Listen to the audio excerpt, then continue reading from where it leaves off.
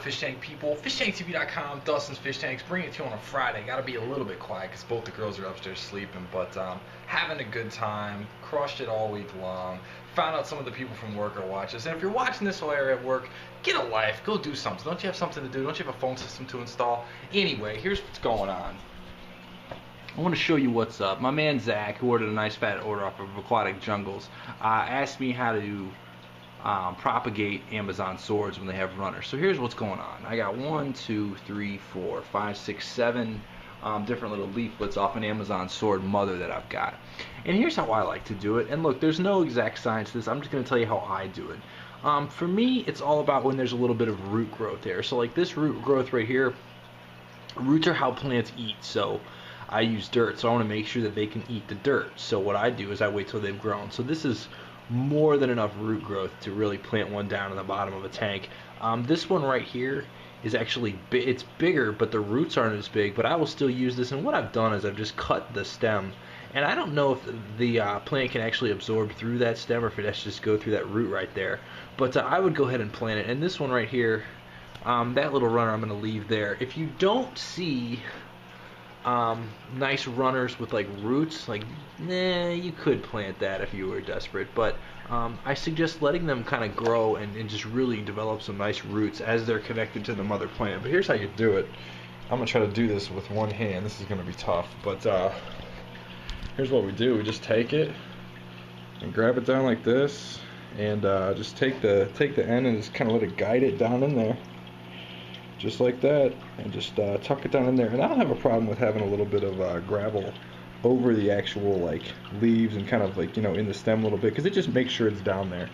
And what we're gonna do, and what I like to do is I like to keep an eye on like the tiniest growth on there, and just really keep an eye on that one. So like for this plant, my point of reference is going to be that little like brownish leaf right in the middle there. I don't know if you can see that.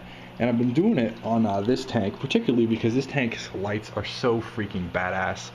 I was like daydreaming thinking about how I'm gonna like beef up all these tanks with 4 sets of lights. But here's what I'm saying though. When you have like one little tiny growth, like find a specific leaf or a specific spot on the plant and watch that part. So like these ones, I've been watching this one, and I'll bring you back in another video about how that leaf is doing. This one, it's going to be that one right there. So that's kind of like how I gauge it. I like to do that, and I've kind of got a knack that I think it's a good way to like gauge how the plant is doing. And like the plants tell you the story, folks. So like just look at the plants. You know, like a lot of people spend a lot of time testing their water and you know, Dustin, what's my pH? You know, what do you run your clinic? Blah, blah, blah, blah. All these questions about chemistry. Look at the plants. The plants are going to tell you the story. And on that note, I want to show you what's going on over here in my least sexy tank. This tank doesn't have a chance compared to the ones that have the better lighting on them. And I don't know if I'm going to put high outputs on this one or not just yet. But what I've done is I'm floating a bunch of Java Fern because it's a very hardy plant and it can handle the abuse. But I've put in some plants here that cannot handle the abuse. A la Liguigui Rippins. Liguigui Rippins, folks, is a no-no. Don't put it in a freshly dirted tank. But I put some in here just to show you kind of what will happen. And I've done it before and I've cooked some. But I did put in some jungle val. Now, one of the things a lot of rookies have commented on, and it's worth noting, is that like they'll plant jungle val and they'll be like, oh dude, it all like went away. But again, you got to focus on that tiny little bit of growth you got, and I'm going to show you right here. So down here we got that tiny little growth coming up. That's what you want to focus on, because these leaves are made for a different tank. They're made for a different setup. So you'll leave them because they're still probably doing the plant some good. Now if they were really ratty, you'd cut them off, but that new growth is a good sign. That's all you need. So for me, with this tank being dirted a week or so ago, that for me is the go-ahead of like adding more hardier species. So I'm gonna go ahead and move a bunch of jungle val over here and get this thing really rocking. By the way, check this out. So I've got this right here, which is like, I don't know, amazing when it comes to water changes. Then I've got this tube right here, and let's see if I can do this while on camera. I'm a siphon sucker. I said it. Oh, that was bad. Got that in the mouth. Did I get it? No, I didn't. But anyway, you see what I'm doing. Like, I got the siphon here, down into there, down into the drain. Like, drain and fill at the same time. It's money. So that's what's up.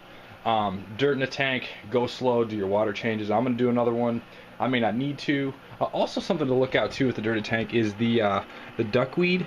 Some of it kind of like bleached out and died, but it grew right back. So you can see kind of the different colors, the stuff that looks healthier than the others. Duckweed is such a hardy plant. It's so great for a dirty tank. I really recommend adding a lot of it when you dirt a tank. So that's what's going on. Shout out to all the new subscribers.